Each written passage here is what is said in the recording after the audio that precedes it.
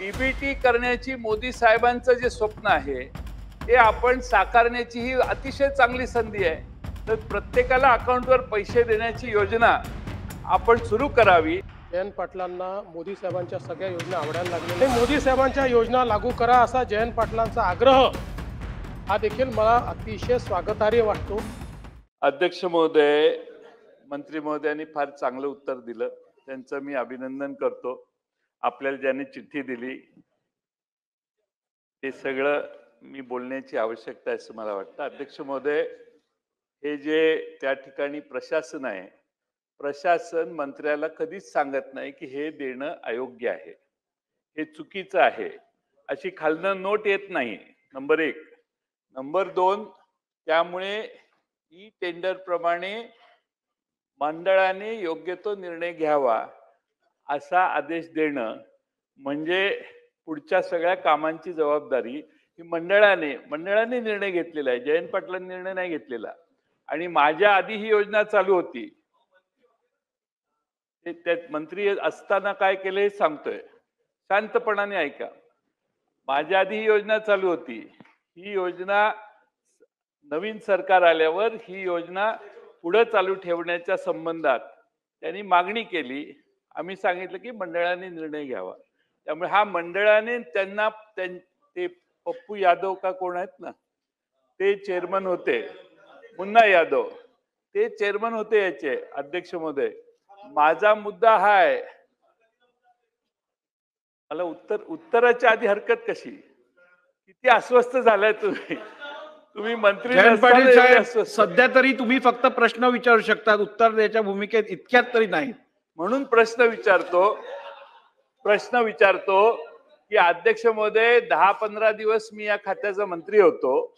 त्यामुळे यावेळी मी मंडळाने याच्यावर निर्णय घ्यावा. त्याचा अर्थ मंडळाने पाहिजे ती मनमानी करावी असा नाही. नंबर 1. आणि नंबर 2, अध्यक्ष महोदय, माझा मुख्यमंत्री महोदय इथं उपस्थित आहेत म्हणून त्यांना प्रश्न की डीबीटी करण्याची मोदी साहेबांचं जे स्वप्न आहे ते आपण साकारण्याची ही अतिशय चांगली संधी आहे. तर प्रत्येकाला अकाउंटवर पैसे देण्याची योजना ही आता आपण सुरू करावी. तर याची जर बेरीज केली तर आता 60 लाख बेनिफिशरीज आहेत. 30 लाख आहेत. त्यांना 2 पेट्या वाटण्यात येतात. 6,000 ची पेटी 2,000लाही कोणी घेणार नाही जर आपण बाजारात बघितलं तर. आणि त्यामुळे अध्यक्ष महोदय, 3,000-3,500 रुपयाच्या फरकाने आपण पेट्या खरेदी करतो. आणि त्याचे निकष जे आहेत टेंडरचे, ते ठराविक लोकांनाच टेंडर मिळावं असे निकष आखण्याचं काम गेले अनेक वर्ष चालू आहे. आणि म्हणून माझा प्रश्न आहे की हा गोंधळ महाराष्ट्रात आता इतका चालू आहे की आता एजंट सुरू झालेत. प्रत्येक तालुक्यात एजंट आहेत. तुम्हाला अमकं मिळवून देतो, तुम्हाला पेन्शन मिळवून देतो. त्या आमचे मुश्रीफ साहेब त्याचे मंत्री असतानाही महामंडळ निर्माण झालंय. त्या अध्यक्ष महोदय, आता एवढा प्रचंड एजंटचा महाराष्ट्रभर सुळसुळाट आहे. म्हणून माननीय मुख्यमंत्र्यांना माझी विनंती आहे की मोदी साहेबांचं स्वप्न आहे की डीबीटी सुरू व्हावी. ती ह्या योजनेत सुरू करणार का? आणि सगळ्यात महत्वाचा प्रश्न म्हणजे हा जो महाराष्ट्रभर एजंट सुरू झालेत, एजंट म्हणजे काही एवढ्या मोठ्या प्रमाणात मुख्यमंत्री महोदय एजंट सुरू झालेत की त्याचा काही विश्वासच बसणार नाही आपल्याला.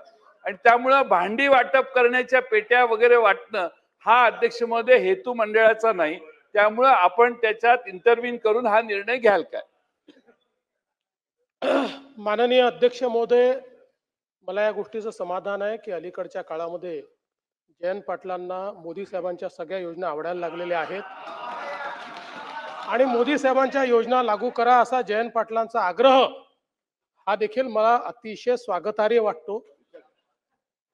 या प्रस्तुत प्रकरणामध्ये कामगारांच्या हिताचं काय आहे ते बघण्यात येईल.